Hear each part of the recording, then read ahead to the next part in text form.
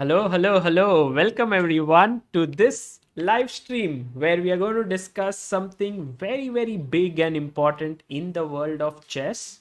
At the same time, we are going to get to know something which is not easy to know just like that. So, a few days ago, Levon Aronian, one of the best players in the world of chess, decided to change his federation from Armenia to USA.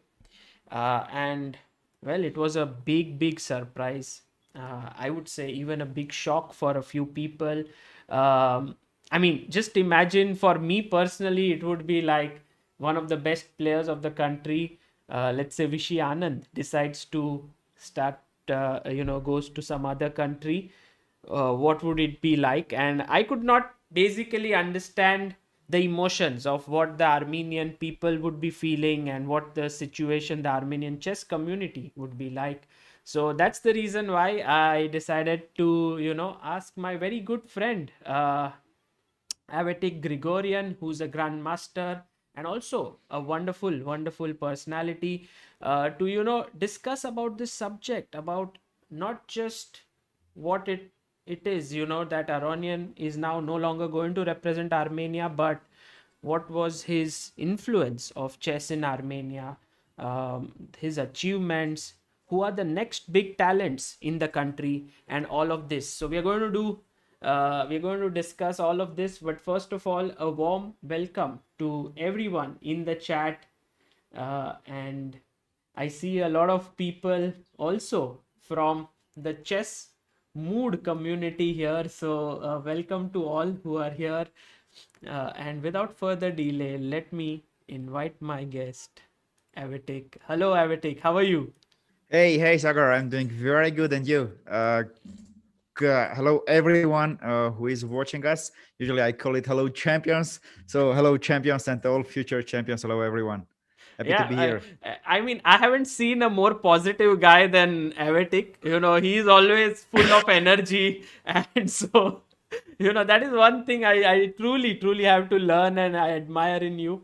What Thank are you. you drinking? I mean, that seems like the secret of your energy. Yeah.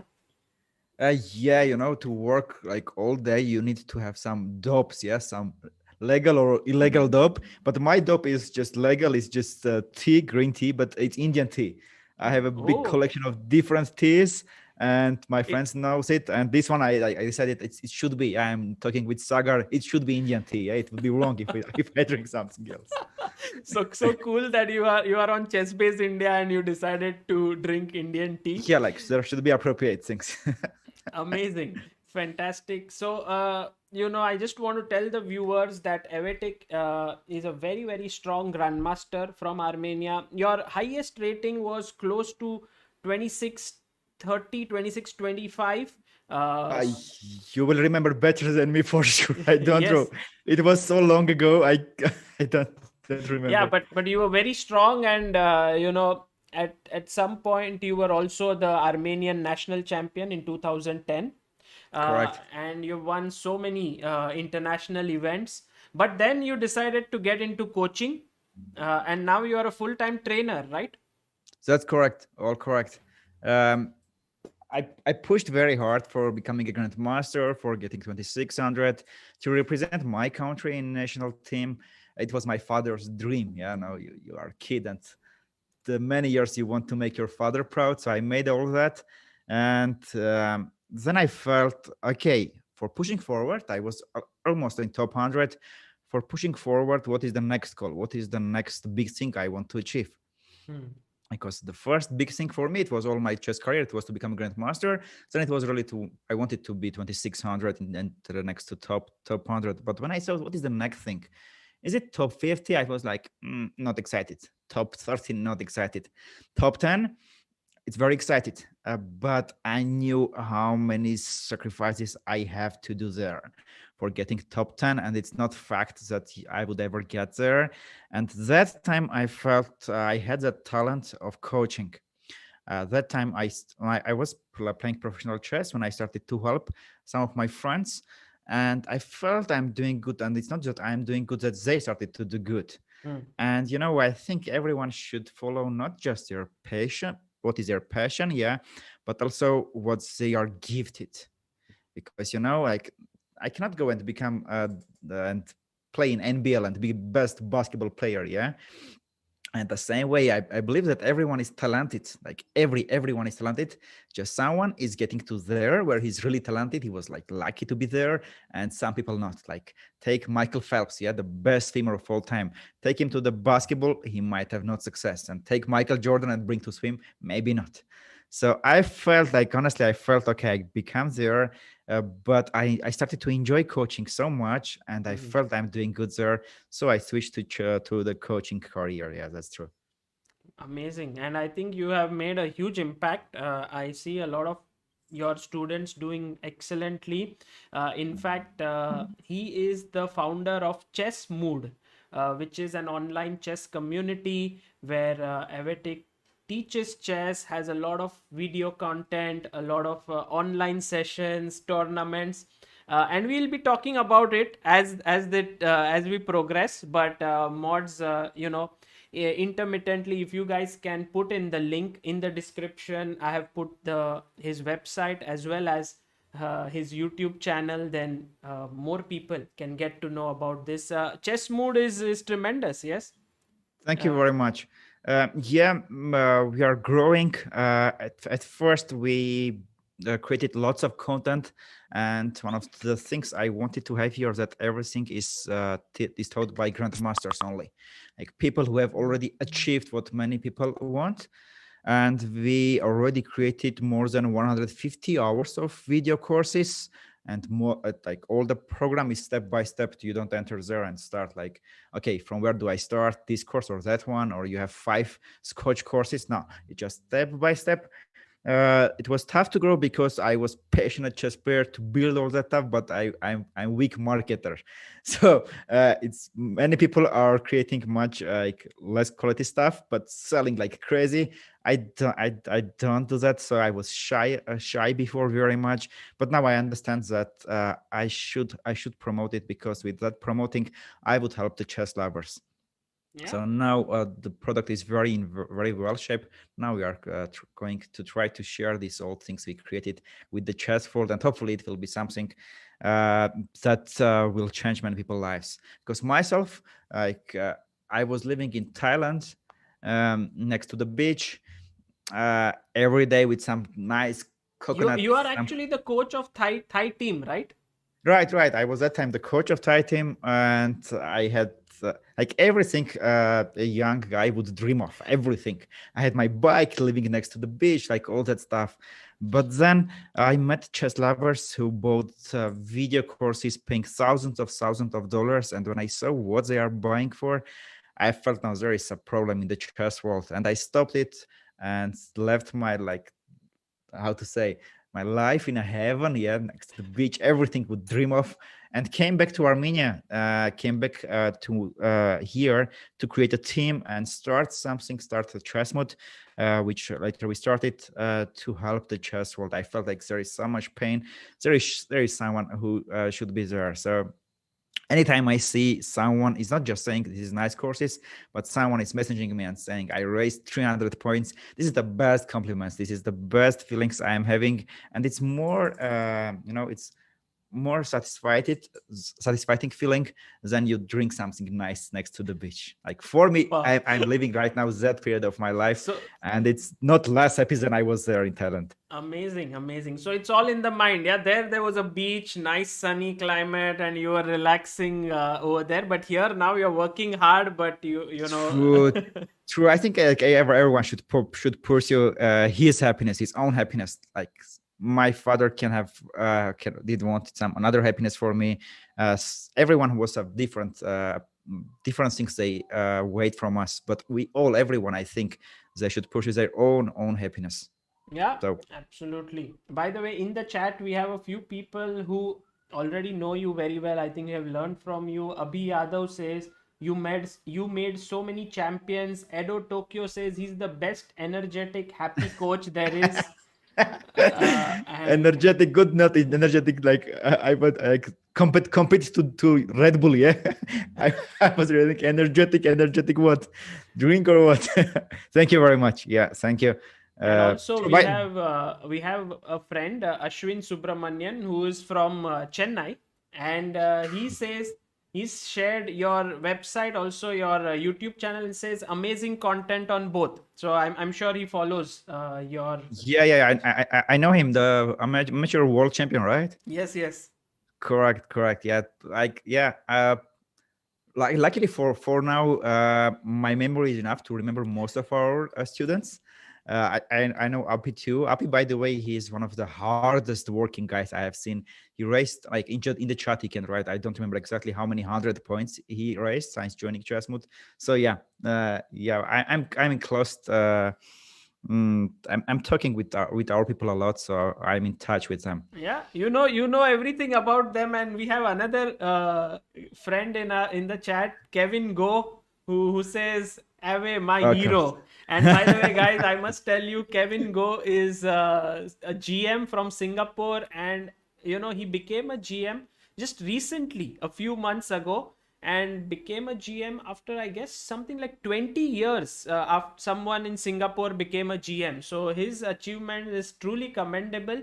Someday we will have him on the stream, but he gives a lot of credit for his GM title to Avetik here, who inspired him. So Avetik, we should have a session very specifically with you on how to inspire and motivate chess players, because that is something you do really well. I know that for a Um, fact. Well, Sagar, like without like fake honesty, if you asked me what is the secret, that somehow like our students are our students. When I say our students, I mean ChessMood students, and my students. It will mean like my private students.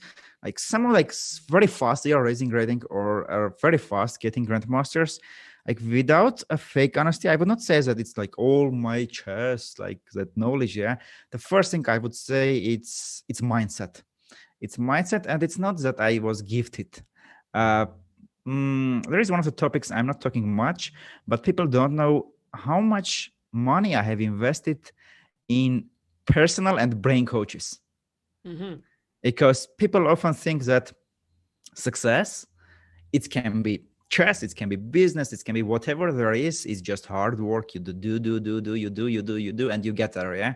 But when you start really to dive into careers of greatest people in business, in sports, whatever you do, you will notice how much they were invested time and money in their brain, in their mindset. Like we all the time see these guys like Zuckerberg, Jeff Bezos, the presidents, yeah, and like how beautiful minds they have, what they are doing, yeah. And often people think just God gave them this beautiful mind, yeah. But then when you go deeper and you understand how much money they are spending on the best life and brain coaches of the world, or like what is doing Elon Musk, like oh the most fantastic guy ever lived in the earth, yeah, one of the most amazing guys, like how much he's spending, how much time he's spending on his mind.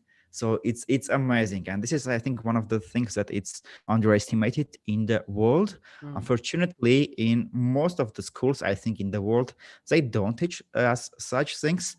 And myself, like whatever I did after I stopped my chess career, yeah, I did different things. Then I did chess mode, and like people were often were asking how I was working for 15 hours, almost 1 year. It was all mindset, and it was not just I was gifted. I spent really lots of money and time on working with top life and brain coaches. Wow. And this is something that I'm really trying to learn and share. Yeah, people often say chess coach, what is the best chess coach? And the first things that are coming to their mind, it's he knows lots of openings, he can improve my tactics, he can do this, but often it's just mindset. Like it's when I was just learning how just the words we are using every day can change our careers, I was just like, what? Like the first time my coach said, you need to change the words you are saying. And he gave me the list, which words I should not use and how I should replace. I was like, what is it speaking? But after months, when you understand what's that secret, like secret science, I can call it, You say, okay, that's it, that is it. So this is one of the things I'm always trying to share in our articles. People will say like, Yeah. oh, you are you philosopher? Like, who are you? Like, you know where you know so much things, but it's not me, it's my coaches with whom I work every week. You know, we have Aradhya Garg in the chat, who is the national junior champion of India, and he says the blogs on ChessMood are very great. And I agree, you know, there are some very interesting ones like, you know, investing in yourself. That's what Avetik says True. right now. And all of this, you can find it there. We also have Irene Sukandar in the chat. Hello, Irene. She is one of the top players from Indonesia and also has been the former Asian champion. So, welcome, Irene. Hey man, hey girl. Well, Avetik, how do you like today's thumbnail? You know, this was prepared by one of our friends, Abhyudaya, and you know, we both are there in the center going to analyze chess. On one side, we have Levon, and on the other side, we have all these young talents of Armenian chess. Uh, when I just saw it and I clicked it, I saw one of the first comments. Chess with Suran channel. Uh-huh. Yes, it's a So very well-known channel. yeah, and he is really passionate guy. So I thought he wrote this channel made my day, and really my too. Like it's so like it's to the topic, like creative. That does like how handsome Razor is Gabuzian. Yeah, when he's not so fat now. It's great one. I love the thumbnail. Wonderful, wonderful. Give me a chance, and I will recruit your designer. Brilliant. Okay, so this is the big news right now, and which is that Levon Aronian has actually shifted federations. We'll talk about his contribution, his what he has, you know, kind of changed chess in Armenia, brought in so much of energy with his achievements. But firstly, what is the mood like over there? You know, you are in Armenia. How is it like after this announcement? Well, of course, it cannot be happiness. It's sad news, uh, but it will be very depend from which perspective we look at this stuff. Imagine a happy dad living a happy life, and his young favorite son is coming and saying, "Hey, dad, I want to leave my country and I want to go to somewhere like Stafford University and become like some special scientist." From one point of view, the father can say, "Okay, it's sad, yeah, his son going to leave and he will not see his son every day." From another point of view, you can say, "Wow, my son can go and achieve that all the stuff." So it will be different parents, right? Some will say, of course, like myself, when I say to my father, I want to go and travel a bit and I will start from the Thailand. My father said, well, I will be sad that I will not be able to hug you every day. But the first thing for me is to see my son happy. So go and be happy. And he said, whatever you will do, if I know you are happy, I will be fine. So coming to this topic, the mood can be very different. Mm-hmm. I saw some comments. I saw people who are saying, well, how he's living this, and some negative stuff. And it's really, Armenian chess is losing a lot. Not just you lost the first number. It's not just that we will lose a lot in the next 10, 20 years. It's not just we just lost our first number. How it is happening? Because Aronian is Aronian, and in chess, yeah, it's what chess they are playing on that level is totally different chess. What grandmasters are playing, it's very, very different, and very different skills you need to play on that level. Very different approach to the chess. Very different approach to studying chess. Many things. So many people in Armenia are not talking to Aronian and not learning this stuff from him, but he has in close contact with our many Armenian grandmasters, like at least the national team. So he's sharing many stuff, just not the opening stuff. Yeah, how to, like, for example, one of the things I heard, it was how to work correctly with chess engine. Something, it was just one sentence which changed many things in my chess career. But he was sharing it with the national team people. I am very close with many national team members. Hmm. Then I know that information from them. I'm sharing it with other coaches. The other coaches are sharing with other coaches, and other coaches are sharing with the students. So it's like hierarchy, it's like pyramid, and it's going from top to the down. So You know, interesting. yeah, I like. Like I I think I remember. have one picture here of what you're saying. This is Levon here. I think some of the main members of the True. Main members of Armenian national teams. That's correct. yeah, that's Like, Levon on the left. Then on the right you have Akopian, then Mosesian, Sargisian. If I'm not mistaken, the one who's standing is Jojua. Is he? no, it's Nadanyan Arshat. Nadanyan. Yeah, Nadanyan, Right. and the one who's Arshak Petrossian, yeah. yeah, is Arshak Petrossian. True.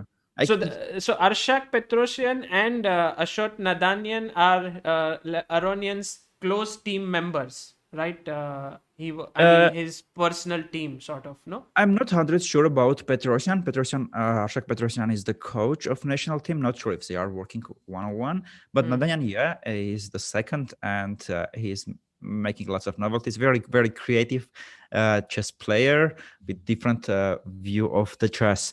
And yeah, coming back to the what we lost. Yeah, this is one of the things that we lost. It's education what we lost. It's they said, like, often I see, oh, we don't have now the first number. Okay, who will be the second number of Armenia? Third, four, yeah, but it's not just one. We lost a big education.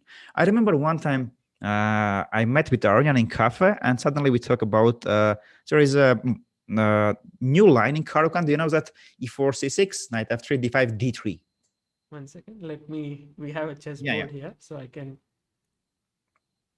So E4, C6. Yeah. Knight F3, D5. Yes. D3, yeah. So this thing, Aronian talked to me about this one. I think it was around 1.5 years ago, or maybe 2. I'm not 100 sure. It was very, very new, not so like popular as now, yeah. And I was, when he said about this D3, I say like, what really? Yeah. And I said after D4, Queen D1, King D1, yeah. How this endgame can be good for white? And here he said me just one very short sentence, like sentence which changed like my the way I think about many pawn structure. You know what he said? He said all black's problem is because of the C6 pawn. Like, if you're a grandmaster, but whoever you are, like, you will look at like what is doing bad the C6 pawn. He's doing there. Like, I mean, okay, it doesn't allow the knight to come there, but you can always get your bishop out and knight D7, right? Like, looks not a big deal, yeah. But he says the C6 pawns, and he explained, okay, and that's changed many things. Like there are many classical games which I commented in our courses, and I pointed how weak can be the D6 pawn and later A7 pawn. Like, this is very deep. Like, many grandmasters would never like hear how D6 and A7 pawns can be weak, right? But this is a thing I would not learn from other grandmasters. This I could only hear from Aronian, and this I could share from other students. This I could share from other coaches, so other coaches are sharing with other coaches. And when you lost that top guy, it's very sad. So now our federations, like some people who just loudly speak and do not so much as they speak, they will now create some schools. They will do this, yeah, but it will not compensate the education it was coming from Aronian. So this is a big thing that I think Armenian chess are going to struggle, not just in the next Olympiads or national teams. Our education is going to be weak. Like, why Armenian chess was so popular? Like, first of all, it was because of Tigran Petrossian. Let me get that. Sure. I have actually brought that. So Tigran Petrossian, the former world champion and one of the greatest players who ever played, in fact one of the greatest positional chess players, well known for his prophylactic thinking, always preventing opponents' ideas, and he was from Armenia. I think he started the chess sort of popularity of chess in Armenia. That's correct. And he was not just inspiration of many chess players, like Aronian is today now, yeah. But he also helped Rafael Vahanyan, Edward Marsakayan, and many others.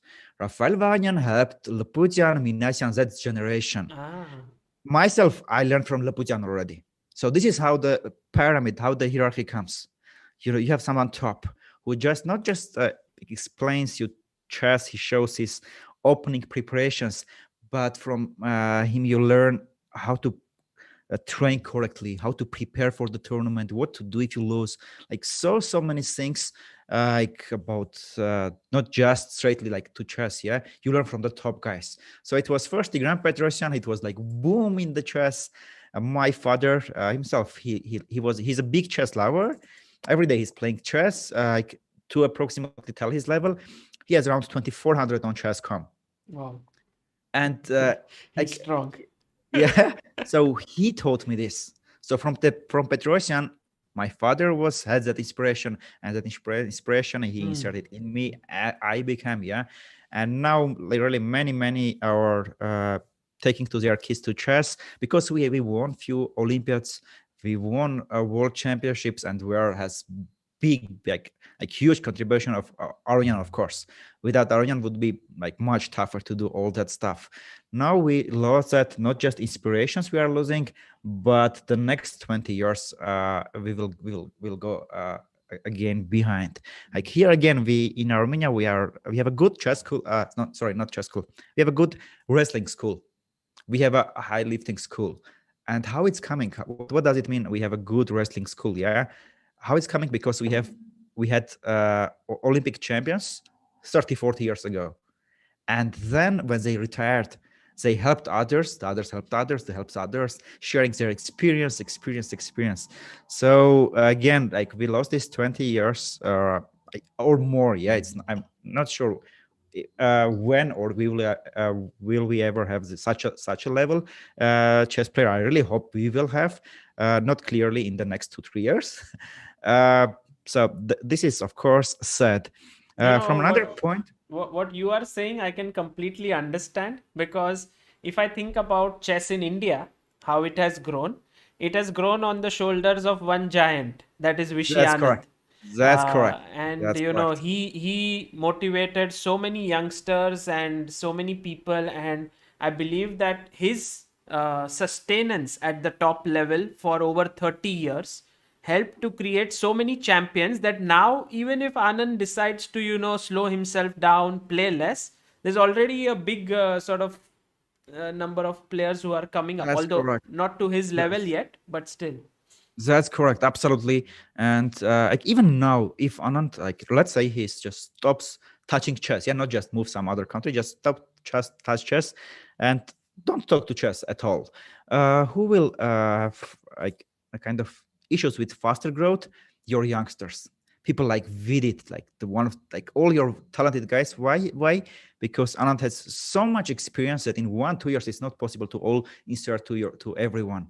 So Anand, I believe he's still sharing his experience with all your grandmasters 2700. Like Anand is sharing with Vidit, Vidit will share with Atiban will share with others, and like this, it goes down. Right. So again, it's set for chess, but again, looking at everything from the other point of view, I see many people like say, oh, it is not patriotic that Aronian is leaving. And when I ask them a question, why do you said that he is leaving? Said because I, and then I say because you wanted to be proud of him. So now he's egoistic or you? Of course, everyone in Armenia is very proud of him. But if you look at the other point of view and stop our like selfishness thinking way and just think what is the best of Aronian, like if he moves to the USA, is there a chance he will have more not chess coaches, but he will have he will be able to find better doctors. I'm saying very strange thing. Yeah, we are thinking about chess, and now I'm saying doctors. Yeah. But on that level, every little nuance is important. Will he have chance to have better doctors, better people who will give him the better diet, better psychologists who will work with him before and after tournaments. And if all this will help him to become a world champion, it's like in my very first example, the father who is just happy for his son, I think the nation should say, okay, of course, because fighting for the world champion, it's very, very different story. You can decide, I want to be grandmaster, and most probably if you work like 5 to 10 years approximately, like very hard, you invest money, you work with coaches, like sooner or later, most probably you will become a grandmaster, right?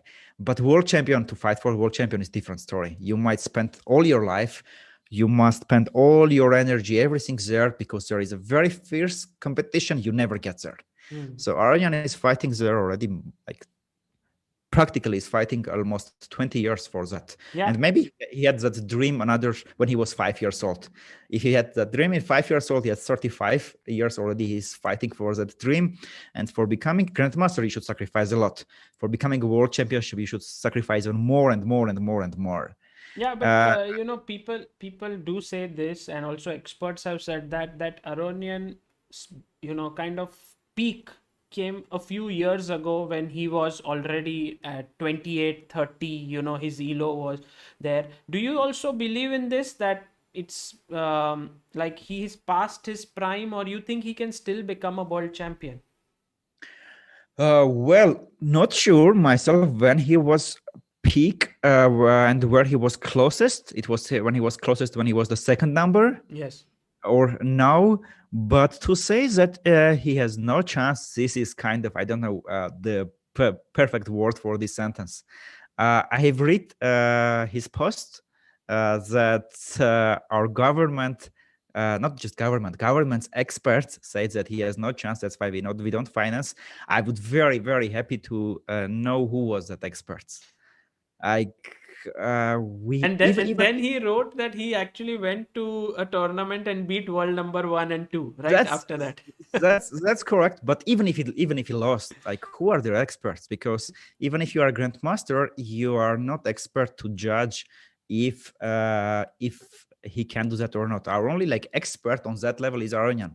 If, for example, it was Russian Federation, okay, let's say Karakin is fighting, and the Russian Federation can ask their experts, Kramnik, Fiedler, Grishuk, and if everyone say no, Karakin has no chance, okay. Because Kramnik, Fiedler, this can be experts, true. But who says that Aronian, who are the experts who say that Aronian has no chances? If our government hired people and talked to Anand, Kramnik, all that best guys, and they say, yeah, Aronian has no chance. Okay, I understand. But I have big suspicions. Who told this? Who are these experts who say that he has no chances? This is ridiculous.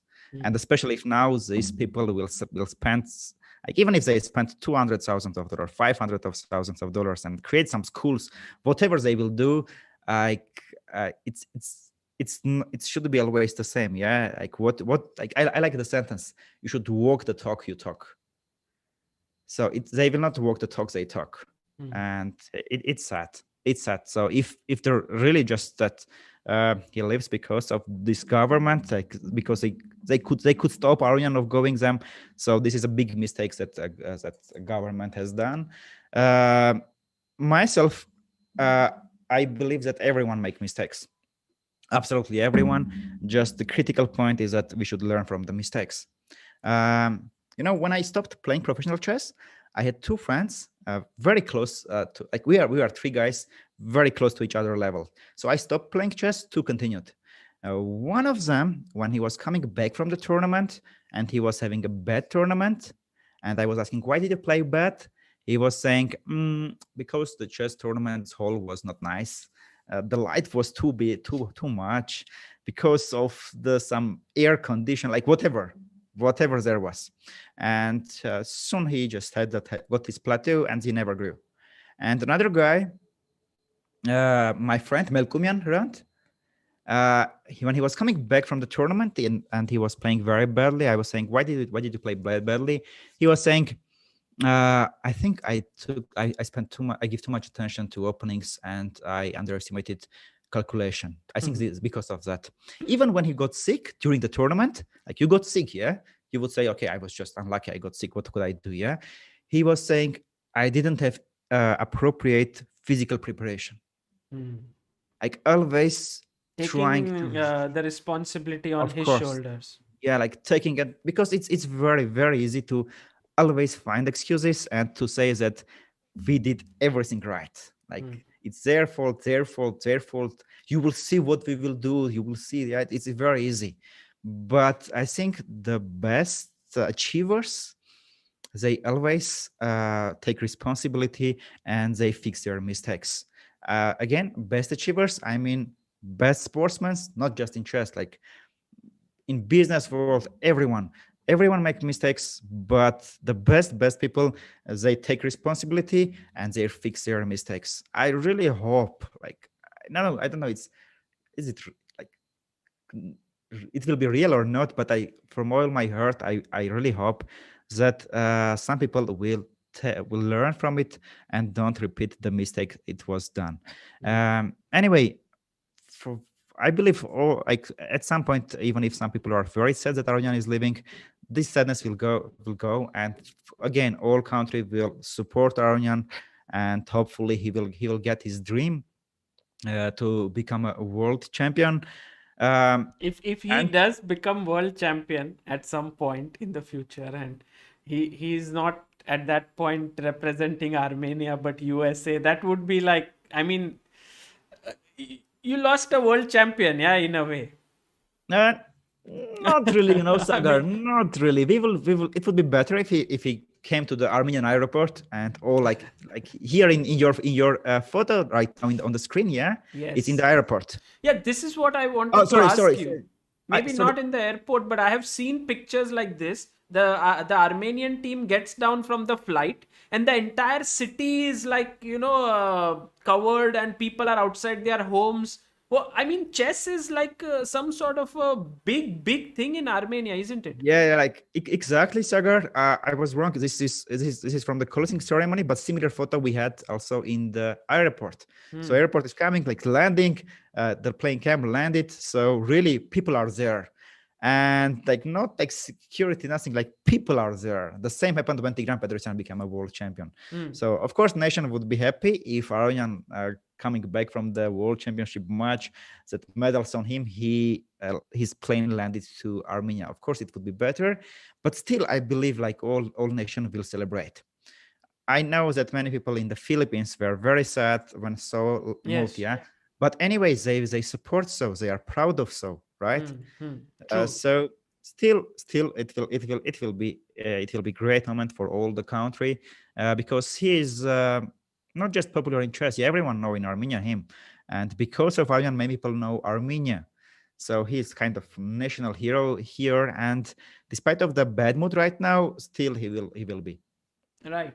I have some pictures of him, like this one here. You see Aronian sitting on the board, and whenever I have seen him playing in many events, he's always calm, composed, confident. Okay, very, very like lively personality. He plays the best players in the world, yeah, but always he looks very calm.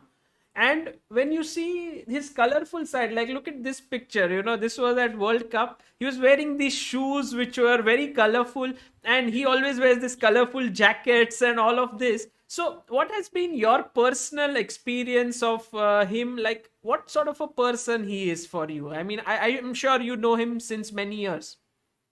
Well, Sagar, about what we wear, uh, I talked a lot about neuroscientists, about psychologists, what kind of effect can have what we wear, yeah. And it's very important stuff. Ourselves, in our ChessMood, we created a store, yeah, and one of our slogan is right mood, right move. Yeah, Hmm. it's right mood. If you have right mood, it generates the right moves. And what you wear can change your mood, really.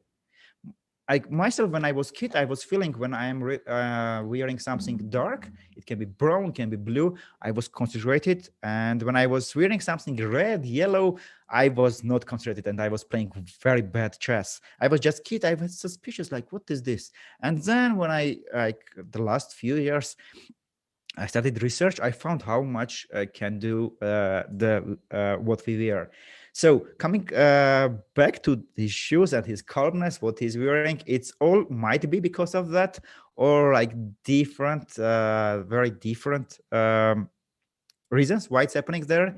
Myself, I will share you very one short thing.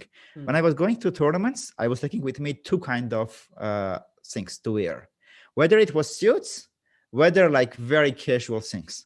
So when I was feeling that the tournament I'm playing not very concentrated, I was wearing my suits. So it was giving me like seriousness. It's helping me concentrate it. And before some very important games, when it's like pressure, I was wearing casual, some jackets, some boots. I guess this about what he's wearing, why he's doing, not sure exactly it was the reason or not. But talking about his personality, uh, he has nice energy, of course. Like it's not coincidence that the chess world loves him. It's nothing, there is nothing fake. He's really interesting person to talk. And one of the things that it differs from many chess players, uh, he knows, he's very well educated, and he knows a lot about what Yes. is happening Yeah. in the world, about cultures, about No, no, like he knows. absolutely. When Yes, he he has was so in many. India, like I had this India quiz for him, and he knew everything. Like he knew who our prime minister was, and it was like he was very True, well read. true. Like he has lots of interest, not just to chess, but to life. Hmm. Like myself, I just believe, yeah, if he didn't have that all has all that interest, like he would become a champion, world champion now. But of course, it's not that it's making, oh, he should do that. Yeah, like the most important thing for any human, I think, is to be happy to live a happy life. If it's not just like someone can be a world champion, but he's not happy. So Aryan is not that. He's really living full life. As much as I talked to him, as much as I met him, yeah, he's living a happy life. mm, Doing at the same time great in his personal career, and all the decisions he is making. I'm seeing all the time people are entering, like we have Armenian sentence. If I translate it, it will be, don't put your nose in other business. Ah, sort of live So, and let live, la? Something like that. yeah, You yeah. live and you let others live. Yes, so many people will say, "Oh, Aryan shouldn't do this, shouldn't do that. He should do this, shouldn't do that." It's not their job. Hmm. It's only Aryan. It's only Aryan's life. So Amazing. who are we to judge? But there's something about Armenia that I've always felt like if you look at the team, of course, Aronian is world class, but after that, there's Sargisian, Mosesian, Akopian, all of them, also Petrosian, all of them close to 2700 level, but never really. I mean, of course, Mosesian went much higher, but then he came down. Yet when they are together, it's such an amazing team. They have won 3 gold medals, if I'm not mistaken, at the Olympiad. They have won True. World Team Championship twice. I mean, something about this Armenian team, which is, I don't know, comes from where this unity. Uh, of course, I might be wrong, but I think it has to do a lot with our genes, that we had wars all our history, and it taught us to be together. It taught us to be together when we are having fun, when we are having troubles, and whatever challenges we will have. Uh, Hopefully, one day you will come to Armenia, Sagar, and I will invite you to one of my friends, like whoever they will be, their wedding. Okay. And you will see like what is happening in Armenian weddings. Like I hear it's from so many people. They are saying, come on, I have seen so many weddings in so many different cultures, but what are you doing? So it's really like 150 people. Many don't know each other. It's easy, can drink and fight with someone, yeah, but everyone is having fun, like everyone together, like you are my brother, come I hug you and kiss you, like very good mood. And the same is happening when there is some bad things are happening. So you might have seen during the war how the nation collected together. Somebody has problem, like friends will collect together. Yeah. So this is one of the things I think we should be proud as a nation, that we can celebrate something together and have bad times together too. Right. And myself, I was with the team in 2010 when I was in the national team. I saw many things. what was gathering them together. Um, Often, for example, Russia was not doing good, right? In the Olympiad, it's like famous, Mm-hmm. like always top number, but always bad, bad, bad. One of the things is that the team is also they are competing each other. Here they are together, but they are also competing each other, so they cannot like openly share all that novelties and everything they had. Mm. In our team, it was not that well. Sorry, it was not that way, not well. It was very well, and it was not the way that many countries are doing. So Ah, after each round, we were coming together, sitting together, laughing together, deciding who will play, what will play, and then we were giving homework. So the coach and the reserve player were sitting at the night and analyzing the things together to help the other members. Also, you would see not many teams during the Olympiad that after the games they go for a walk, mm. all the team together. Wow. Like you can see, these two guys are working together. These two guys are this one is this. But here's in when I was in the team, I was saying, okay, this is a nice culture to go with all the team. You see, like after the game, you have the dinner. You see, everyone, it goes to work together. Beautiful. So Very true. nice insights here. And I think for any team tournament, preparation is one thing, but just the bonding between the players, the chemistry is very important. Of course, it's like team is totally different thing. If you talk to that all top level CEOs, like executives, they will tell you the first thing. It's no matter who is CEO. It's no matter who is the marketer. It's the culture in the team. It's the team play between the team. Mm. So yeah, this is one of the things we should be proud here. Tremendous, tremendous. And one more thing which Armenia is very well known for is chess in schools. And do you think that this is something, what is the reason that Armenia is actually become a model country for everyone for chess in schools? It's made chess a compulsory subject, isn't it? Yeah, that's correct. It's like in every school now, kids are learning chess.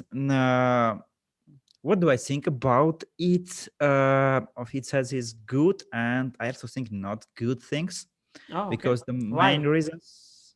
Well, the main reason why chess is there, yeah, why chess is there and not boxing or swimming, why? So the main reasons they said it helps kids like kind of to open up their mind, yeah, to Right, be more right. creative, like that their mind will work better. I agree, they did lots of researches and it's really really proves that that chess helps to Hmm. the mind, yeah. Hmm. Cool, agree with you, but is it the most effective thing to open the mind? So here in one of our articles I talked about this topic, useful was the most effective thing. Hmm. Like people often are asking me question, this is a good book, should I use it, is it a useful book, is this a good channel, is this a good course, is this useful? So I really believe we should change this question, is it from not to seek for useful things but the most effective things. Now, is chess useful for opening up minds? Yes, useful. Is it the most effective things? I'm not sure. Hmm. I'm not sure. And there is another problem with having chess in the school is you don't have enough specialists. In Armenia, yeah, chess country, we have lots of coaches, but not so many who also know how to teach kids. Hmm. I am like, well, one of the best coaches of Armenia, at least, yeah. Can I teach these kids? No, it's not. I'm not sure. I cannot. I really don't know how to talk with 6 years old kids. I Hmm. didn't. I didn't learn that stuff. And now to be a chess player, to be a chess coach, I don't think it's enough to teach in chess school. This is just myself, what I think. It's not that I'm with all my heart I am against of that. No, not at all. This is just my humble uh, what I think.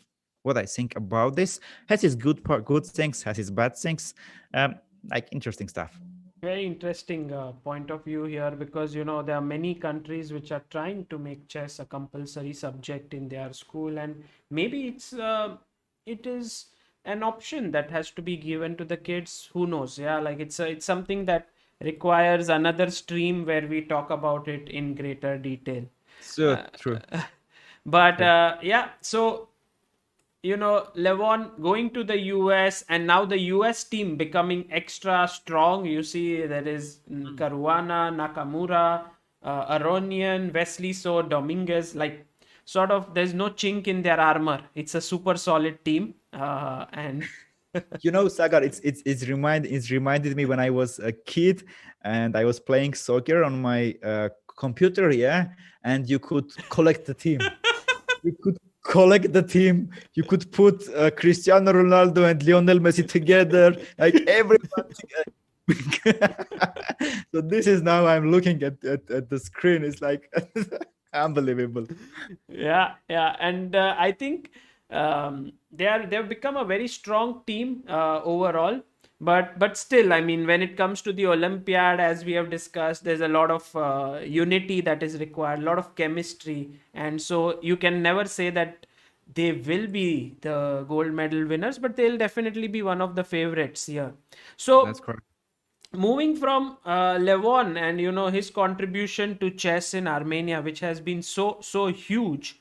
Who do you see as the next few talents? We had this here. We have actually a few people whom we are going to talk about today. But who do you think is the I know maybe I'm putting you in a spot, but still, who do you think is the next big thing in Armenian chess? Well, very very interesting pic there in the thumbnail.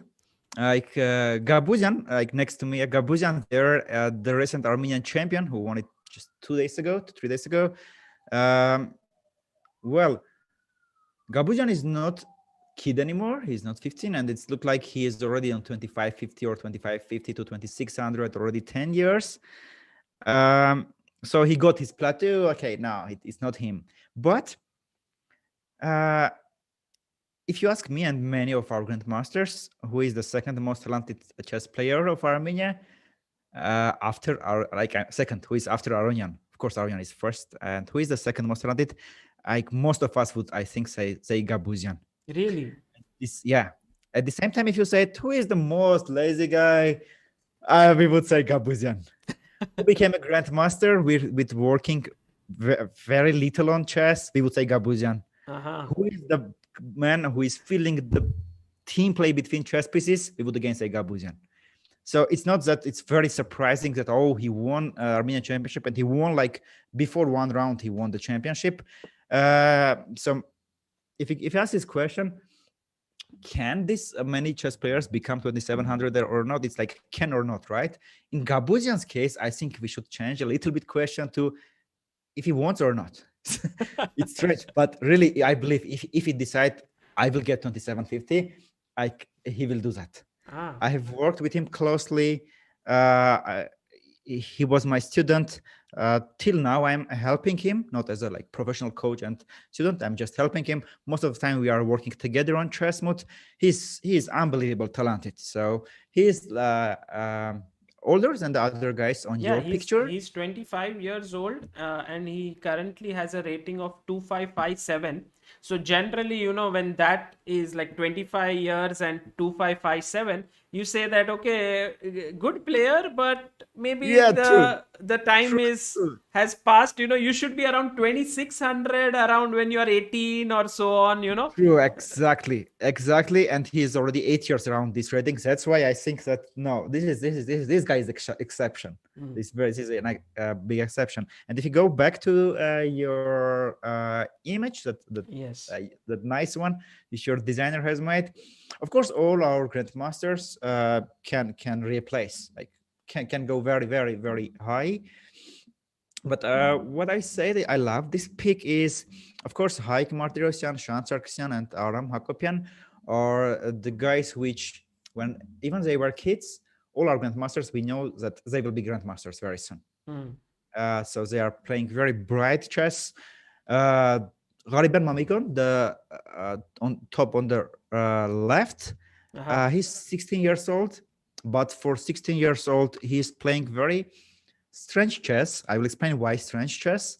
because when you are This playing, is him, right? right? That's correct. That's Hmm. correct. Like it looks like a kid, right? Hmm. Okay, and there is a famous word in Russian. It calls с молодежами веншпиль, and if I translate it, it will be with youngsters go to the end game. And this is what it means. Like, okay, young, most probably he's calculating very good, tactic very good. Let's exchange the queens, and with experience, let's outplay. Yeah. Hmm. So this is a strategy many top players are using to play against younger people. But Mamikon is very strange. He's 16 years old, but he play equally well in dynamic position, in very complicated ones, and equal good in end games, and he can outplay in equal end games to grandmasters. Oh. This is a skill. I think if you are a kid and you are doing very good in end games, you can outplay. You feel that, like the talent that Capablanca had. I think this is speak a lot about talent, and he is like, from his face we can see how serious is the guy. Hmm. And one more thing I believe in this guy is that I wrote in my last article about being awesome. He's an awesome guy. He's an awesome kid, and I believe he will get lots of support from many grandmasters. He Very is awesome interesting. kid.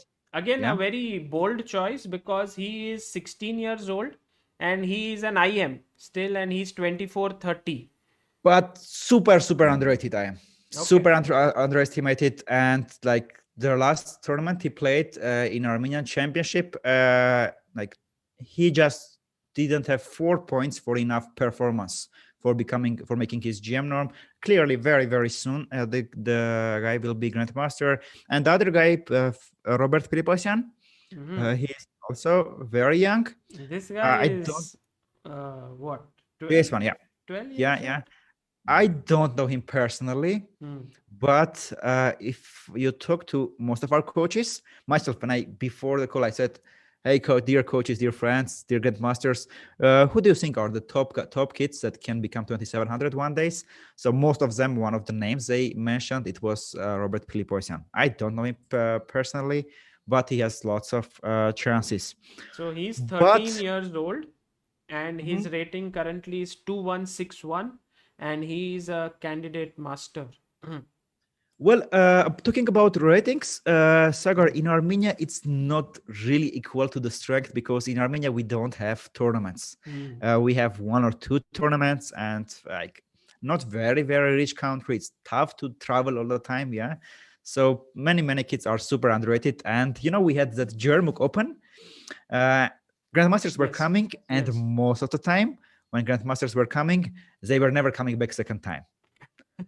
Why? Because Because they like, would lose rating points. Yes. of course, you are grandmasters. You came the first round. Some kid is coming, 1900 his rating. Okay, let's win fast and go to work and see the city. And like, you feel this kid is playing like 2300 at least. And you're like, what is this? You make a draw. The next round, you are playing someone 2000 level. Say, okay, I will bring back the tournament. And I said, no, this kid is not 1900. So this is a thing that many Armenian players are underrated. But talking to all this topic, Sagar, who can be? I think if there will not be tremendous changes in the education way, it will be tough, because all our generations except Aronian, me, Andresian, Melkumian, Pashikian, Petrosian, everyone, having the same challenge right now is having Martirosyan, Sarkisian, Shantakopian, Aram, and others. What is the challenge? Um, the way you learn when you are a beginner, you can read few books and it's enough to get 1500, right? Right. Then you should change tremendously. You should change the way you learn, right? Then there are enough things to do to get from 2500 to 2600, become a 26 grand master. Okay, you do some good books, you work with the engine, you make your openings, this. But to push farther from the 2600 to 27, it's should be very different way of trainings. And right now in Armenia, we don't have enough coaches for that level. Hmm. We had one Akopian Vladimir, who also left for the USA. And this is another big loss, which was for Armenia, but didn't mention enough in the press. When But it did was, this happen? When Akopian left for the US? I think, last year, or at least Ah, the few months ago, like not because like. I had interviewed him 2 years ago at World Junior Championship. He was the coach of the Armenian team. Yeah, And right. he was training all these youngsters, Aram Hakobian, That's true. That's true. he was. I think he has great experience working with these kids and youngsters. This correct. Myself, when I got from 25 to 26, I give lots of credits to him, and I didn't mention it once. How much he have done to me, and how much it's changed my thinking way. It's like you are grandmaster, like how it can be, like how you can watch to chess differently, yeah. But after I worked with Akopian around 1 year, it's changed so much, because Akopian, okay, he's not Aronian, but he has experience with playing with all the top guys, Yes, starting from Kasparov to yeah, everyone like yeah. He's there. beaten Yeah, Kasparov as well. yeah. So he has lots of experience to share, and this was another big loss, not enough mentioned, I think, for But Armenia. at that level, can't you work with coaches internationally? Yeah, like you can just have work with a coach from some other country as well, right? That's correct. You can do that. So what I mean is that there should be some other things, not just talented kids. It's mean coaches and infrastructure. Hmm. Like what I mean infrastructure. Yeah, we have few good coaches who are for beginners. Then you give to the better coaches who are good for intermediate. Then you give to the coaches who can take to the grandmaster, and then you have another coaches who take from 2600 to 2700. Then you have people like Aronian or some other top coaches who can take their upper. Yeah. So Hmm. this is one part of infrastructure, and another part of infrastructure is sponsorship. So coming back to your very nice question, like can they work with other like internationally? Yeah, they can. We need to have enough sponsors, not just these coachings, but also the sponsorship. And right now we are lacking it a bit Hmm. in both cases, not just sponsorships, but also the one I was speaking about coaches. One of the things that we should do is to stop being arrogant, Hmm. because it's arrogance is killing everything. And unfortunately, I see lots of coaches who don't want to learn from better coaches. Right. This is a thing that often coaches are saying, oh, I'm good enough, so I don't have anything else to learn, and then he stops to grow. Hmm. Yeah. So if myself, let's say I'm the president of our chess federation, I would concentrate on two things for creating these coaches levels. So this level is goes to the next, this goes to the next. We don't have coach from 2600 to 2700 level. Bring someone, and then find sponsors who will like help this stuff. Amazing. So kids are very talented, but there should be changes. Otherwise, they will have very similar careers that many people have, getting 2600 and plateau. Like you cannot go farther. Yeah. Yeah. Also, like for example, I know Aram Hakobian pretty well. I met him. He was in India also for the World Juniors and I think World Youth as well. And he's also in USA, right now studying over there. Yeah. By the way, Aram is another, like when I was looking at his games when he was kids, it was very bright chess and very talented. Yes, very Um, sharp. very sharp, right? Right now he is also studying there. Mm, didn't talk him since last year when I was in the USA. Not sure exactly how much time he's spending on chess, with whom he's spending on chess, but of course he's very bright chess he is playing and very talented, of course. Mm, Yeah, he's very good. And one player whom I personally think is extremely talented. In fact, not just talented, but I think he's already entering the big league. Is Haik Martirosyan here? Because if you see the picture here, this was India versus Armenia at the Olympiad in 2018.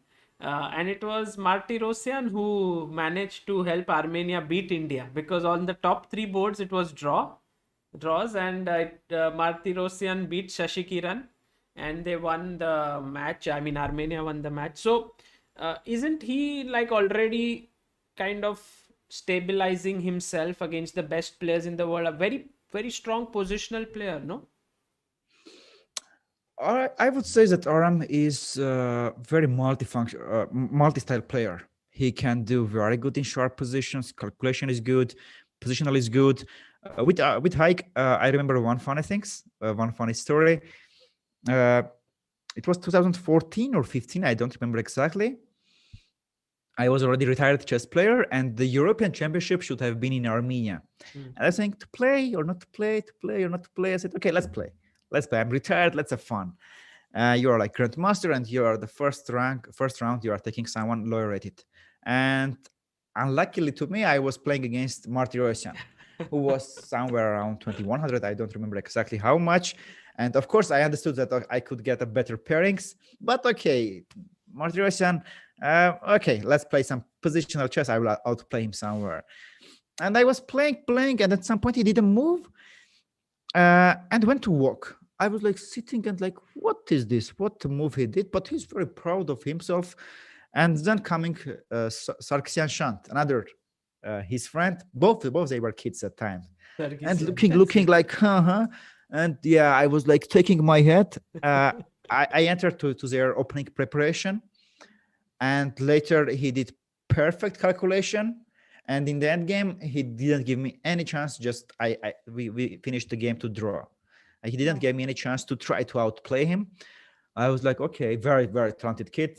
Some were coming, oh, yeah, you are a grandmaster, but you see, it's tough to not play chess and then fight with these kids. I was like, look what he will do in this tournament. And it was the first tournament where he made his first GM norm. Wow. At 2100 rating, yeah? Yeah, somewhere around, maybe 22 it was. So very, very talented and awesome guy.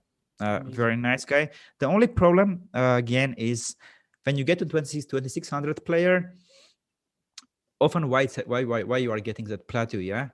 Because now you are starting to play against talented people like you. Yeah. Against hard worker like you. Because you can work, you are talented, and you somehow get to top 200, to top 200 or top 100. But then you are fighting against not less talented people like you, not less hard workers like you, and then it becomes tougher. So for pushing to 26 to 27, like it should be totally like change. Like a shift should be, mind shift should be, training shift should be, like the way you shift, the way you do. Yeah, lots of things should be changed there. I hope he will cross this plateau, because he is really talented. He's winning lots of tournaments. So he's mainly he's one of the hopes. Positional style player, or how is he? Like, I mean, end game player, sort of good at end games, or because I see a lot of positional chess from him. Not sure exactly, Sagar, but on that level, on 26 plus, you have no chance to you have to have a once weak place in your chess. I thought that he's also good in dynamic, but he's also good in positional chess. And main this is coming from his coach, Anastasian, who unfortunately passed away. Anastasian, I worked with Anastasian myself. He was like second Tigran Petrossian, super positional. Once short one funny story I will tell you. If you can open the board. Sure. Talking about Anastasian, because it was another big loss to us. So by the way, this is very nice. Yeah, this entire example which you said about the C6 pawn. Yeah. Like there was a lot such things I learned from Aronian. I just brought one example how much we lost. So if you go to setup, like click setup, and I will offer you a pawn structure. Okay. So imagine white pawns are on A2, B2, E3. Can you set up? Yes. Yeah, I'm putting up. So when you finish, it will come up. Okay. So A2, B2, E3, F2, G2, H2, white pawns. Black pawns, imagine A6, B5, E6, F7, F6, H7. Okay. White has a knight, black has a bishop. Let's say black's bishop is on E7, white knight is on F3, and kings are on G1 and G8. Okay. Like you can click OK. So I see if it's okay. Something like this here. Like many people will say equal. Yeah. Some would say black has chances because bishop on two sides of the board. The fight is going to be like more advanced. People will say, okay, white has chances. And I was spending time during one of the tournaments in Abu Dhabi with Anastasian. And after the game, I talked about this position to him. Like in my preparation, I could achieve similar position. I said, Anastasian, what do you think? And he said, white has a big advantage, and this is the plan. And when he said, this is the plan, I think I was just listening around 20 minutes. Really, I really. was like, Because okay. I can't believe it. Like as you said, yeah. Like I would also say maybe equal, maybe black is slightly better. Oh, then I see. Okay, maybe white can go g4, but still, it doesn't seem like a winning advantage or something like that, or Yeah. big advantage. Like he would say, you do the g4, you do this stuff, this, because a6, b5 pawns are weak. C6 pawn is C6 square is also weak. You try to do this knight, king comes here. So you try to do this, and around 20 minutes, I was just listening him like, what? And Anastasian has lots of contribution in think how positional chess is playing. Hike Martyrosian. If I'm not mistaken, he also worked with other Sarkisian Shant and Hakopian Aram. So Anastasian had lots of contributions there, and he was another big loss for Armenian chess. Yeah, like Shant in India, the word Shant means to be quiet, to be calm, to be peaceful. But when I see him play, I see a lot of aggression. It's just the opposite. So much confidence, so much aggression on the board. Uh, True. what about him, Shant? He's also like aggressive player.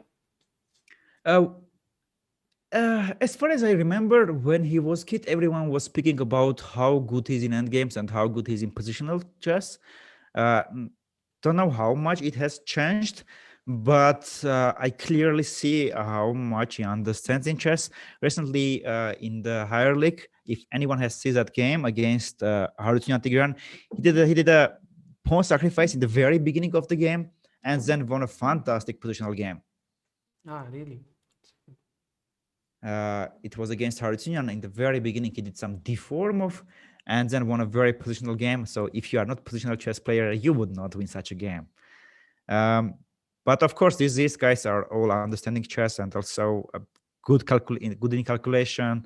Yeah, like very tough opponents. Nobody can say that, okay, I will play against this mass and I will win them. No matter who. No one can say that. Right, right. I mean, he was also in India recently. He won. I think he finished second in the World Youth behind Pragnananda, and also in World Juniors. He did very well. So very big talent. But I was just looking at this game that you were saying between Shant and Harutyanan. When was this You could approximately? find it. I think it was in the last round. It was maybe not last round, maybe before the last round, But or in which year? this year. Oh, That this year. just a few days ago. Aha. I will also try to help you to find it. Tunyan Igran. Was it at Chermuk Memorial? No. It was Armenian championship very recently. Oh, okay. Okay. So in the Armenian highest league, Harutunian was playing against. Shant was playing against Harutunian. I'm not sure if in chess. Okay, here. I will send you the link. Okay, I'm sending you the link, Shaler. Ah, okay. On I'm sending on the Facebook. Zoom. Okay, on Zoom, yeah.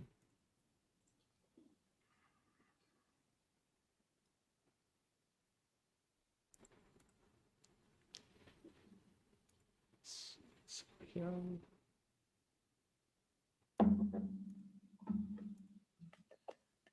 Maybe you didn't send on Zoom, yeah? Or you sent it Yeah, to yourself. You to have to myself. click on everyone. Okay, sorry, I sent the wrong one. Did you get Okay. it? No, I think. Okay, let me send it on Messenger. It's easier will be. Yeah. While he sends me, I think there was this one game of. Uh, got it. So I was impressed from the starting the game from the fifth move. Okay. So Shant is playing with white here, Yeah. and e4, c5, knight f3.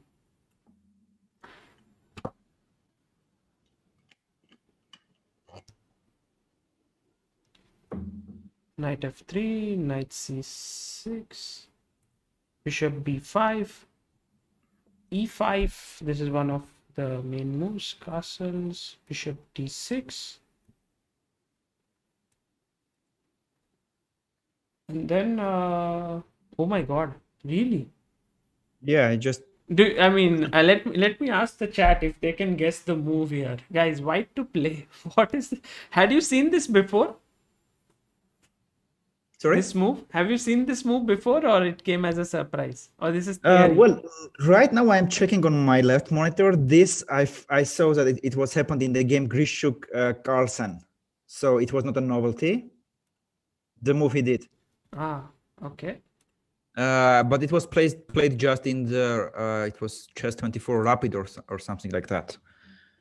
And he just gave this opponent without the pawn. He had big advantage all the game. Wow. Yeah, this is amazing. So this for me it speaks about a lot of chess understanding. So guys, Abhi Yadav knows the move, I think. And Nilansh Chaubasya says bishop takes d6, g4. But yeah, the right move is d4 here. Unbelievable. Very surprising. And if knight takes d4, he just played bishop c4 back.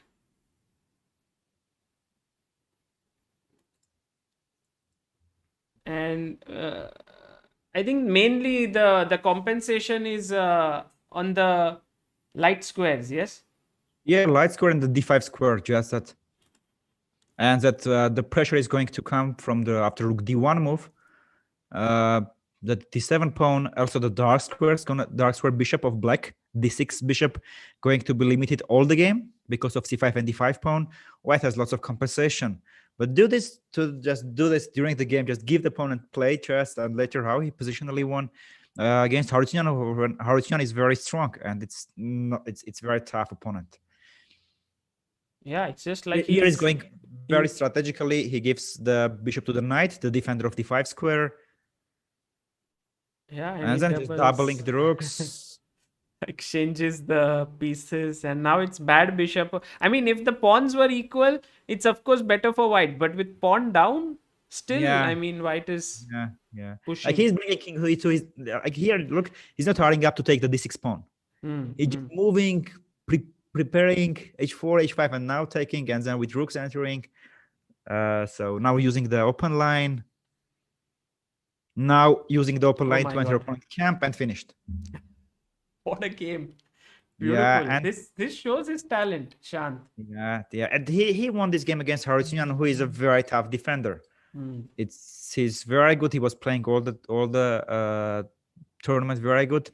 And when I saw this game of Shant, like, okay. It's good that I stopped playing professional chess. Yeah. So very cool game. It just shows Shant's very good style. Here's a game from Martirosyan, and this one is against Hova Hanesian Robert. He's also a very good player, right? From yeah, of course. Robert is also part of the ChessMood team. Very nice guy and very good player. He's famous of winning opponents in 100+ moves. Really? Yeah. He was playing the last year, not the last year, 2 years ago, the European Championship. Each round, his game starting from the first round, it was 80+ moves, and he was winning some strange. Like one of the game, he had 2 bishop against knights, And then after 80 moves, he had 2 bishop against knight. Another 40 moves, he won 2 bishop against knight. Wow. He won almost equal game to Ponomaryov, a very experienced guy, yeah, almost equal end game. He loves to play end games, and he's just slowly adding advantage and then winning opponent. Also has a very good opening preparation. I remember this game is also very instructive one by Martyrosian. So Martyrosian here playing with white pieces against Hovhannissian, and black. It's white to move, and try to think what black would do if it was his move, and then try to stop black from doing it. So this one is again another example of how Martyrosian, whom we just spoke about, is very alert. Oh, Arman Siddiqui, you are right. Very good.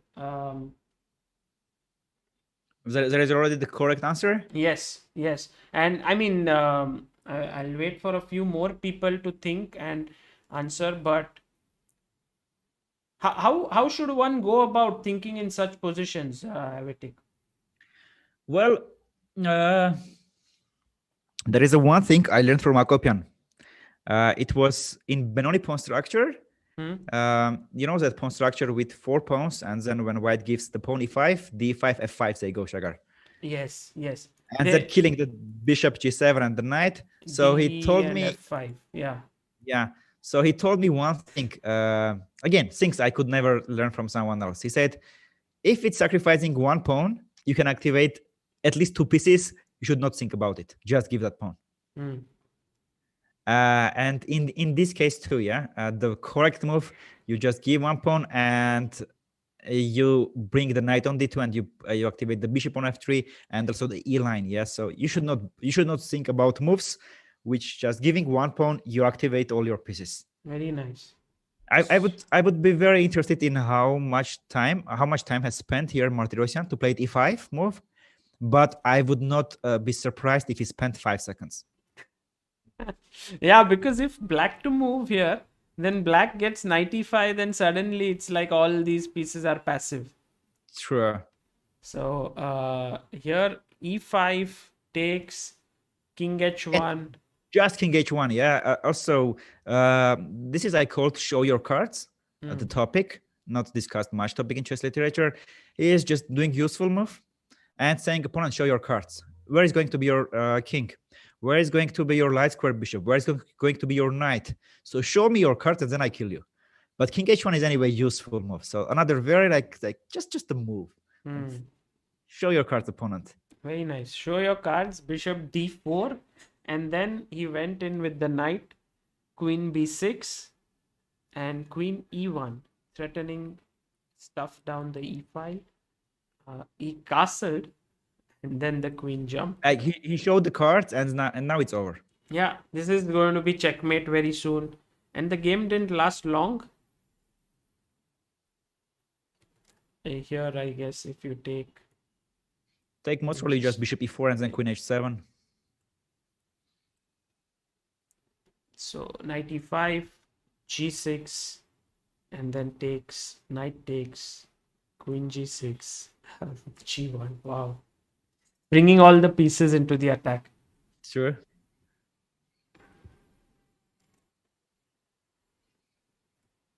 Beautiful game. Beautiful. Yeah. So that was Martyrosian here playing some brilliant chess here. Also, there's this very nice game by Philip. How do you call him? Philipposian or Philipposian?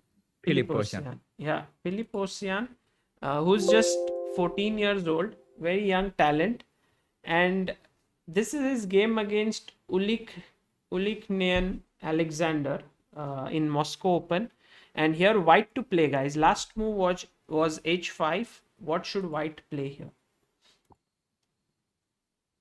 Usually, how do you find puzzles for your students, Avetik? From where do you give them the puzzles to solve? Well, myself, during my career, I have collected a very big database, and I filtered it with levels. and also for the topics, because everyone has different issues, especially if we talk about calculation, not just tactics, about calculations. Some people miss candidate moves, some people miss visualization. So I try to work with them on the weak parts. My database, like, you will maybe surprised, but the calculation database is 1,000 plus examples. Wow. I collected it during years of working. But if someone is wondering, my suggestion what to use about working on tactics, I used to recommend Chess Tempo. But right now, recently we bought the CD CTR6, and I'm very happy with that software. Very myself, when I was kid, I was using with it. So what I liked about CTR6 is you choose the topics, not just random stuff. You learn like basic stuff about like motives of tactics. You can later go and say, okay, give me random puzzles, and then he has an option when you click and it shows all the puzzles that you did wrong. And this is a very, very important stage. You redo the puzzles which you did wrong. Okay. And I see many people are just going for tactics and just randomly solving it immediately. But especially if you are a beginner, you should learn pattern first. It's like you go to the forest and you don't know for what are you looking for. Are you looking for some tree? Are you looking for some mushroom? You don't know. But if you know, okay, this is a mushroom, this is a tree, this is a that, then easier to find.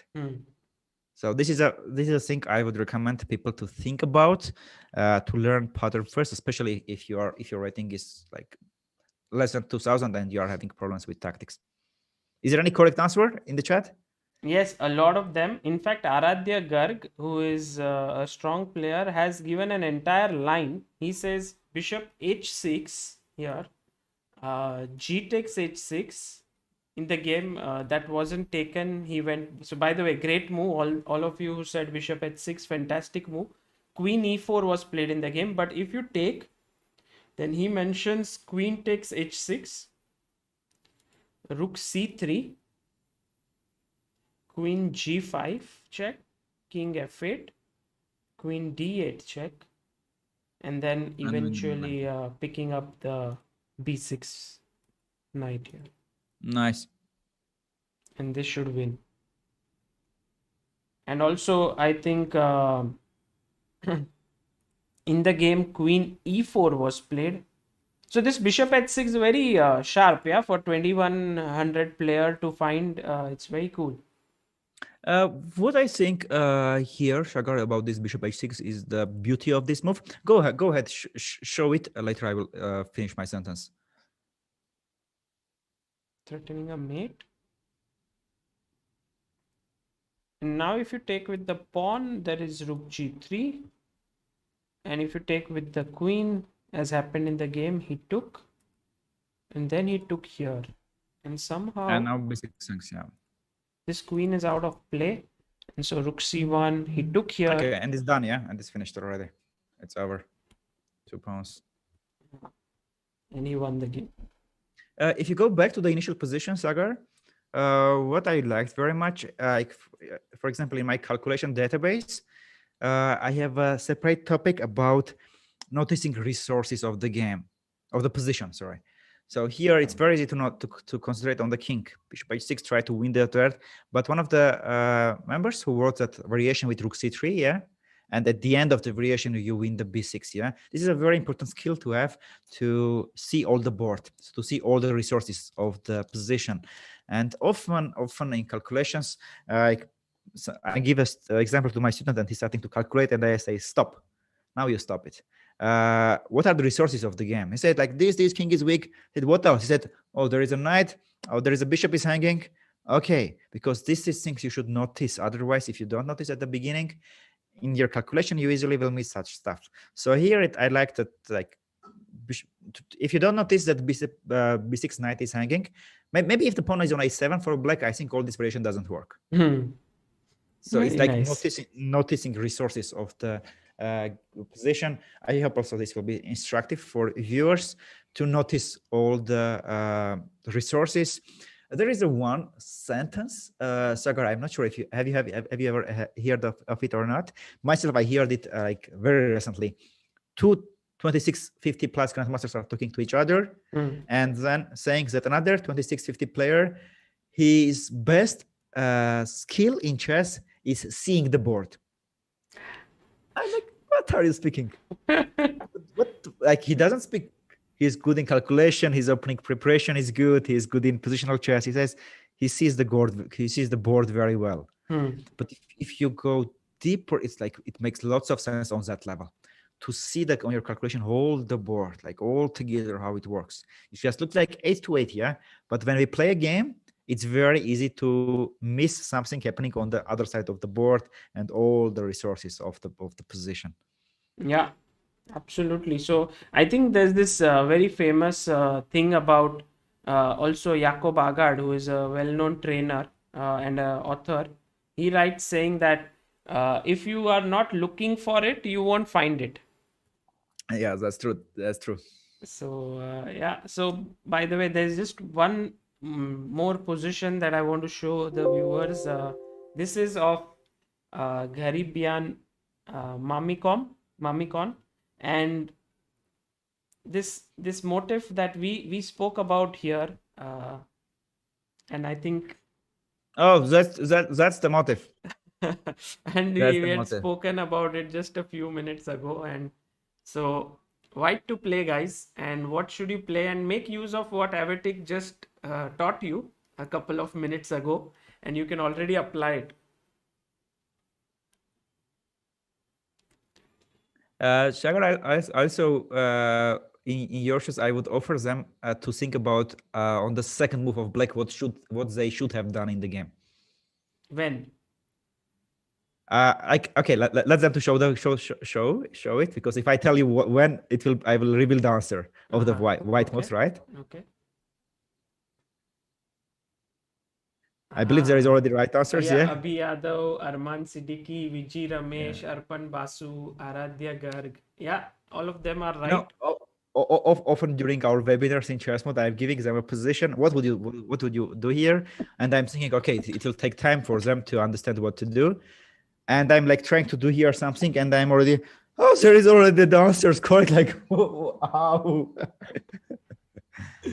Yeah. So what were you saying? E5. Look at second move of black. What was it? So what did black here in the game? Did that take d5? Yes, they took here. f5, right? He played here d6 first.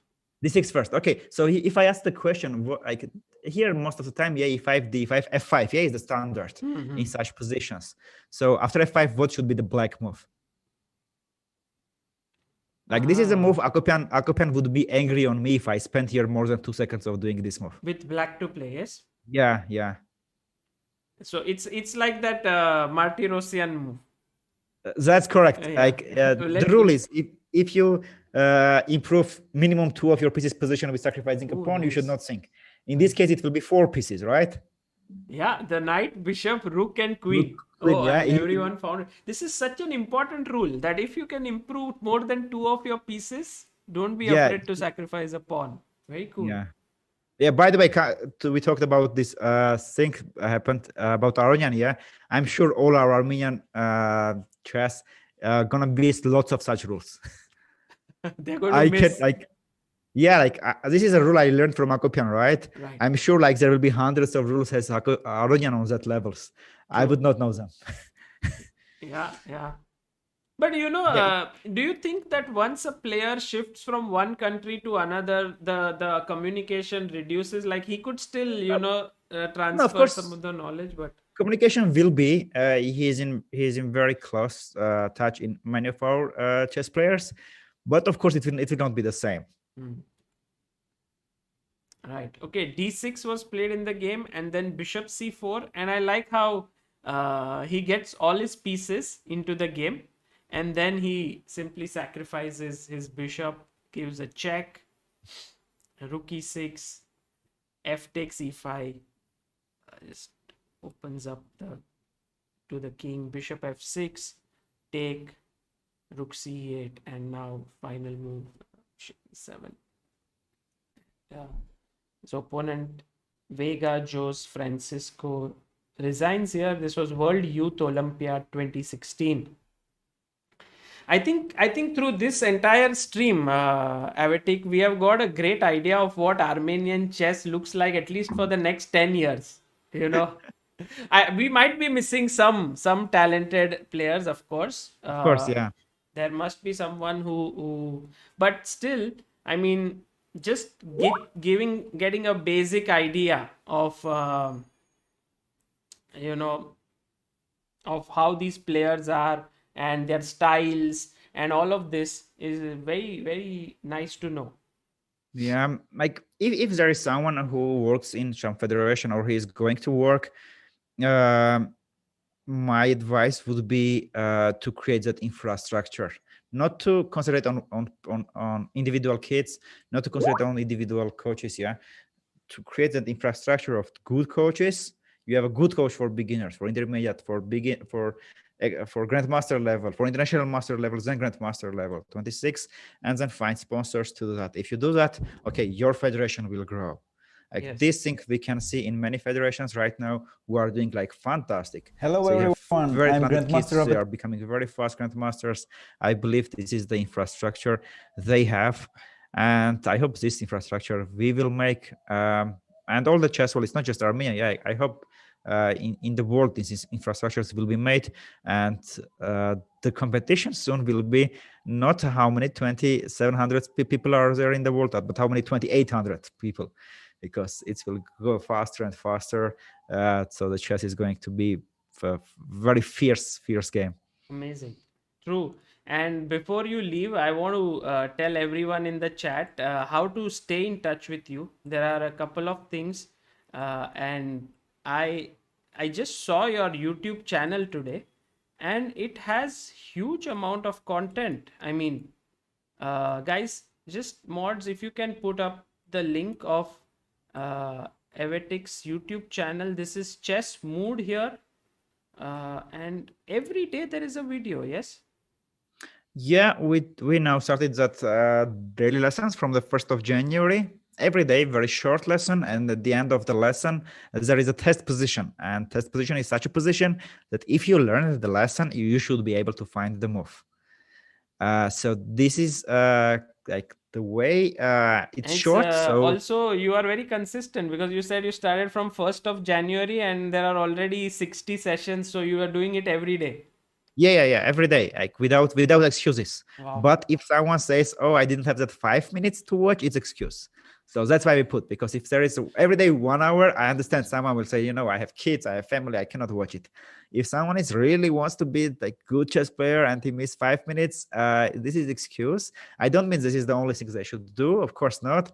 But this is a content we created, not just things that people are looking for, like traps, some gambits, yeah, but things that tips that can help them to play better chess. Right. Yeah. And so, guys, just check it out. Also, do subscribe to his channel, because it's definitely one of the best material out there on the internet, which is available without any cost. And also, you can check out his website here, which is the chessmood.com, where there are a lot more courses there to learn from. It's like, if you become a member of ChessMood, do they get to learn from you? Well, when they become a pro member, they are getting unlimited access to all our teachings, which means 150 plus hours of video courses created not just by me, but many grandmasters. All the streams, all the events, webinars, simultaneous, like whatever there is, and also the forum when they ask the question. And sometimes people are coming and saying, "Wow, it's just $29 for all that stuff. Unbelievable! There is something wrong." But why I tried to keep $29 at first? Soon we will raise the price. But what I wanted is, if it was $500 and some chess player who really wants to improve his chess and says, "I don't have $500 per month," I would understand. But we put it just $29. So like one dinner price, yeah. And if someone says I don't have that, it's for sorry, very sorry, but I think it's excuse. There are so many ways, even in the chess world, with promoting something, helping something, to make that and be there. So we have many people who are raising hundreds of points, and we have people, of course, who have excuses. So it's all up to them. My obligation is to offer a real value, so people can go and one step by step to go there. I would just dream if when I was kid there was something like this here. So I'm going to try to promote it and let people know about what we have here.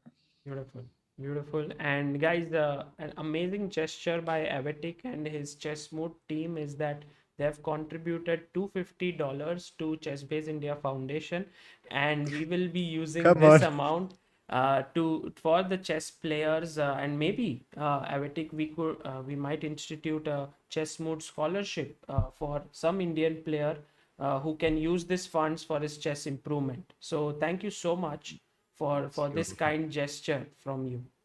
It's minimum I can do, and I hope it will be more I can do to support people who are really sharing value.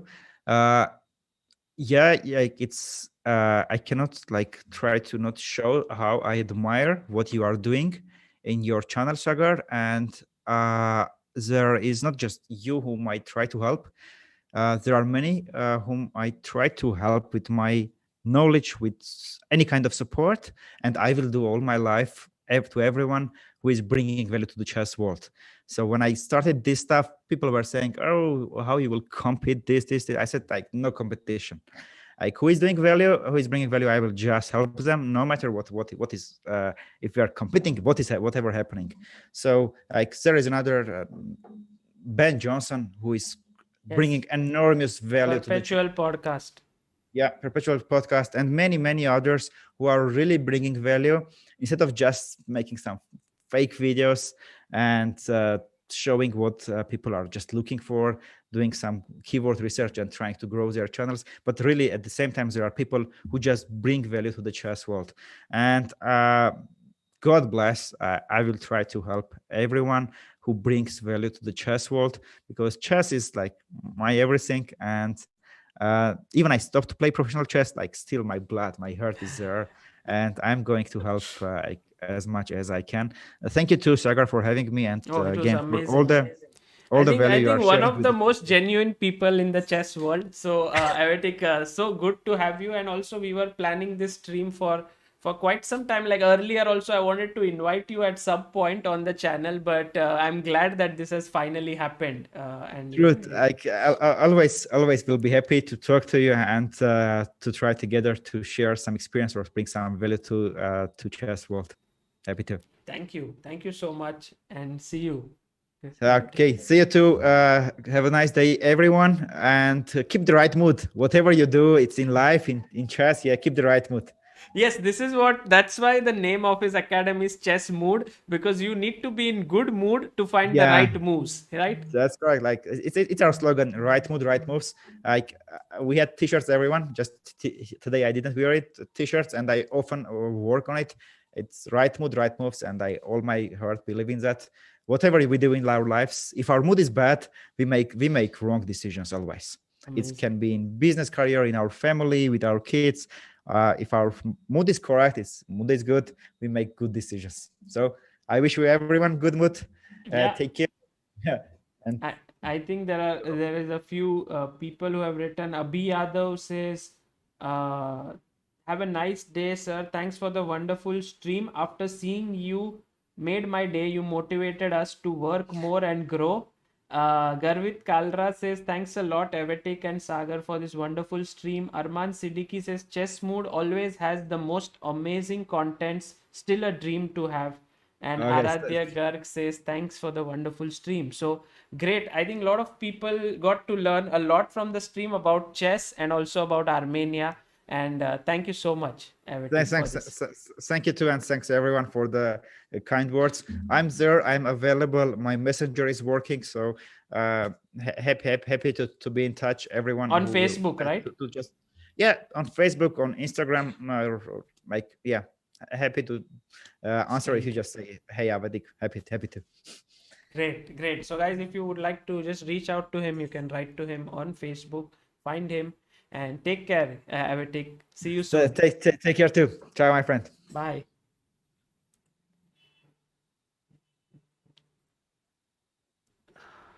Guys, that was Avetik here. It was one of the, it was a tremendous stream. I think it was informative. There was so much knowledge there. I enjoyed it tremendously. I learned from it, and I hope that you too learned a lot from it. So thank you all for being there, and see you soon later tomorrow for another stream. Until then, bye bye.